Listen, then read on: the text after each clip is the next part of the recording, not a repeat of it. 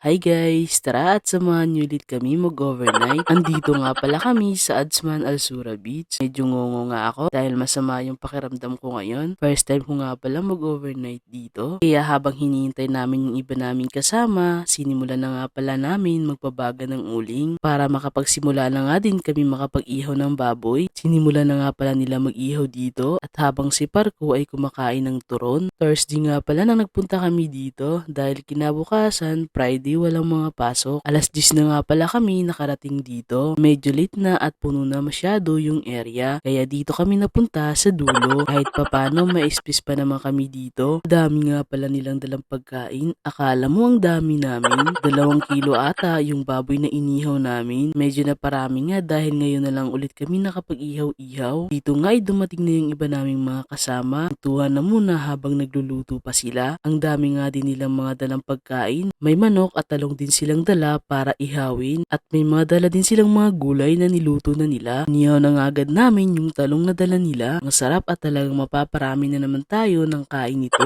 Inihaw na nga nila yung manok dito. Talagang sobrang dami nilang niluto. Hindi ko alam kung mauubos ba namin ito. Kaya naman siguro kasi hanggang umaga pa kami dito. Dito nga ay kakain na kami. Sigurado 2 plato ubos ko nito. May mga nagdatingan pa nga dito. Ang dami pala talagang pumupunta dito sa Alsura. Pagkatapos nga namin kumain dito, inihaw na nga din namin yung isda para pulutan namin. Papakita ko nga dito sa inyo guys kung gaano kadami ang tao ngayon dito. Pero kahit ang daming tao dito guys, safety naman kasi may mga pulis na umiikot. Ito nga sinimulan na namin kumuha ng inumin. Chill muna tayo guys paminsan-minsan. Di nga pala bawal ang alak dito sa Adsman. Pero hindi naman tayo maglalasing guys. Magre-relax lang tayo guys. Kaya yon, isang cheers naman dyan mga katropa. Binalikan na nga namin yung inihaw naming isda. Ito nga ay binaliktad na namin. Sobrang chill lang ang gabing ito guys. Tanyo naman ang daming tao. Pero safety naman dito. Habang nagiinuman nga pala, naglalaro naman sila ng baraha. Ako naman tamang chill lang dito. Dahil dyan nakarami nga ako. Ito na nga yung pulutan namin na inihaw na tilapia. Ito nga ay matutulog na daw si my friend. May pasok pala siya bukas kaya matulog ka na muna. At mag-aalas 2 na nga pala. Dito naman nagpapainit na nga din kami ng tubig para pang kape. So yun lang guys, maraming